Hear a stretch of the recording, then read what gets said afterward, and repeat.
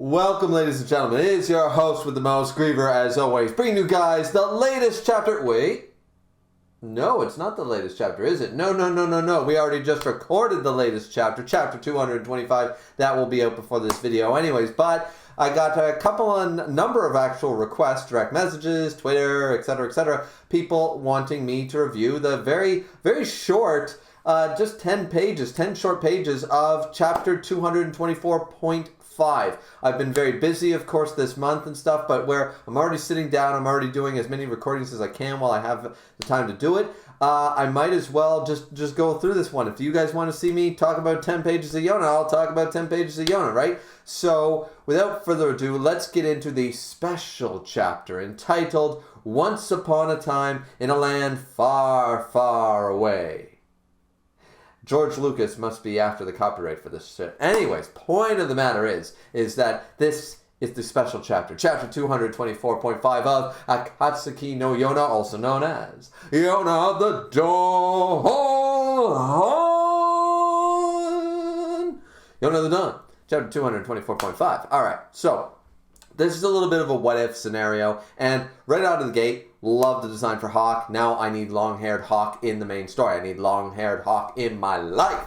I need him to be there because just that little bit, like, it doesn't need to be crazy. It doesn't need to be, like, super long. It doesn't need to be the, like, whose hair am I thinking of? Like, jae-ha's length or Zena's length or anything, but just right to the bottom of the neck. Right to the bottom of the neck like it appears to be in this. The design is awesome. He's got, like, very appropriate shirt. I'm wearing the Inuyasha shirt that my wife got me. You know, he's got the open chest thing. You know, he's got the fangs or the demon teeth necklace. He's got this really elegant robe and all the fur coming out of the, you know, the cloth here and on the bridge and stuff like that. And he's got the skull mask, he's got the claws, he's got the teeth, he's the demon lord known as the Thunder Beast Hawk, you know, and I'm just like, right out of the gate, really badass fucking design, and I love it. The idea or the premise is that apparently, I'm assuming they were in the Fire Tribe territory, though in this iteration it seems that Yona is a princess of the Fire Tribe in some regard, because she's got a slightly different design, just like some of the characters do, but also something that happens a little later on in the chapter. So basically, yes, he's a demon and he teases Taijun and stuff like that. Taijun wants him gone, but he actually leads ruffians away from the Fire Tribe territory. It's never explicitly stated we're in the Fire Tribe territory. However, the Water Tribe territory is brought up and being far away and yada yada yada. So this is just all an assuming in a what-if scenario. So Taijun, and we get to see, and we haven't seen Taijun or Fukuchi in a long time. We haven't seen them in a long time, and I always really liked Fukuchi. I always thought he was very deadpan, very like, okay, cool. And we find out he's married in this chapter. I wonder how much of this is actually accurate, because they still have the happy hungry bunch of blah blah blah blah blah. So and Taijun they're still acting like themselves, and the relationships seem to be similar. So I'm wondering if Fukuchi, and I forget if it's ever mentioned, but does he have a wife? Because I would like that to be the case. I would like that to be the case in the main story, not just in this what if scenario that he had a wife. I would like that. I really would.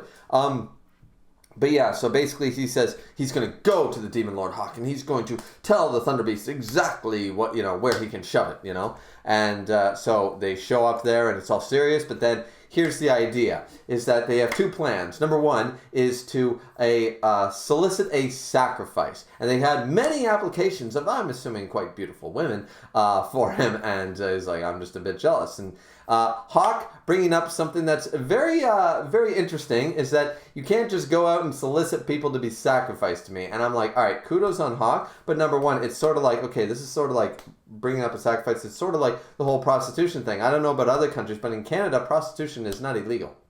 Soliciting prostitution is.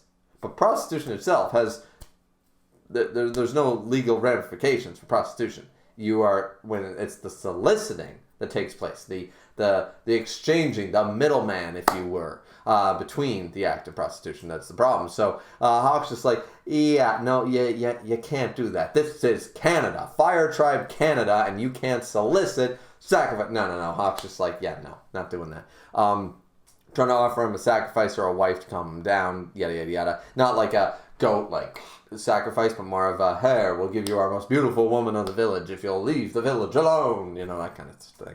And then the second one was to send him off on a job with benefits. Once again, he's a demon lord called the Thunder Beast. What the fuck does he need a day job for? But it's a what if, so we're going to go with it. And he basically says, like, all right, you get free meals, you get benefits, you get this. And they're trying to send him to the farthest away, which is the Water Tribe area. And he says, the Water Tribe territories are a bit too far away, aren't they? And that's brought up again because he's thinking the free meals sound nice and everything. But then we see Yona dressed up quite different. I actually like the style. It seems like she's got like a flower braid thingy in her hair. Anyways, it looks very nice. And she shows up and basically says that she's brought Hawk a present, yada, yada, yada. It's all good. But then mentions that if Hawk ends up going away or getting away for whatever, then Yona won't be allowed to see Hawk anymore. And once again, this is the shot that really sold me on the long hair. Seeing the hair down the neck and stuff like that. Hawk is just looking at his absolute peak, in my opinion. He's looking really, really fire. So I think we need long-haired Hawk. We need long-haired Hawk as a real thing outside of the what if in the main story. Just like Fukuchi's wife being a real thing outside of the what if, we definitely need that to be the case. And I mean, let's be honest. I mean, maybe I'm not one to talk about hair. I mean, you know, my hair's not exactly best. I just got out of the shower to do these couple of reviews here. But you know, my hair doesn't know what it wants to do any day of the week, but Hawk's hair looks goddamn great. So, yeah, I feel the need to bring that up. I feel the need to say, hey, Hawk, get the long hair in the main story, right?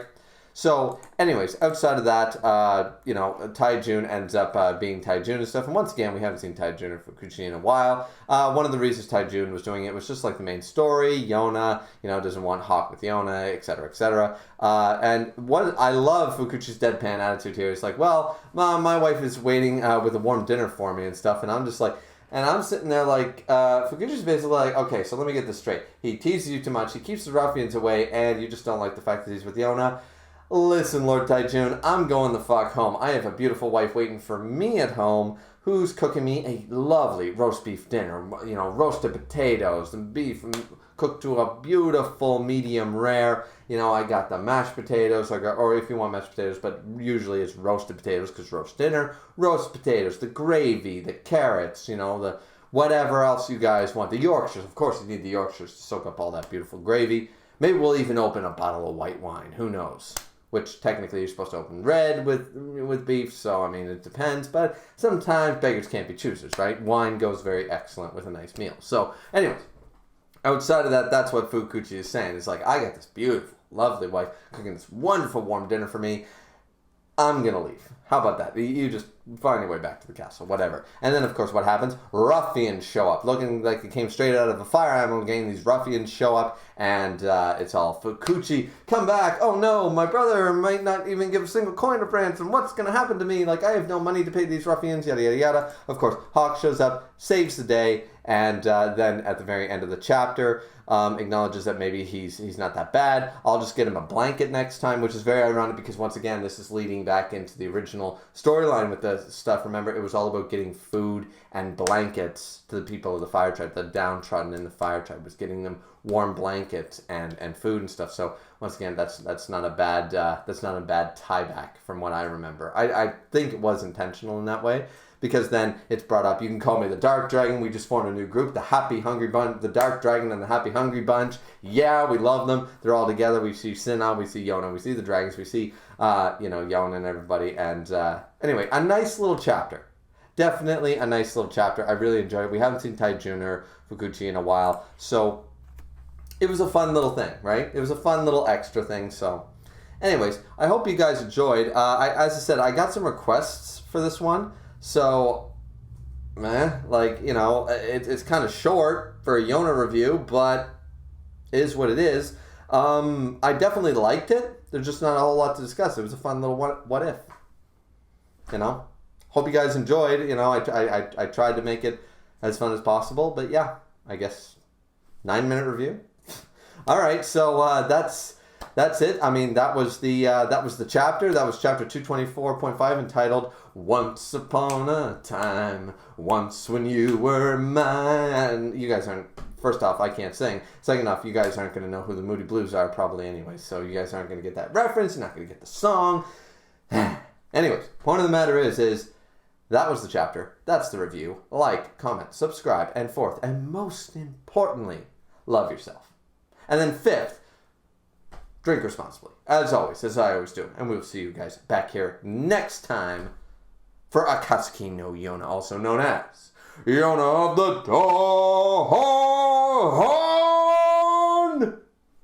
Chapter 226, because the 225 review will probably already be out before this video is even rendered. So definitely look forward to the next chapter. I'm really excited. And if you didn't catch my 225 review, go check it out now. That's a chapter. That's a damn chapter. So anyways, peace out, everybody. Have a good weekend. Yada, yada, yada. Have a fun day. I really got to find better ways to end videos.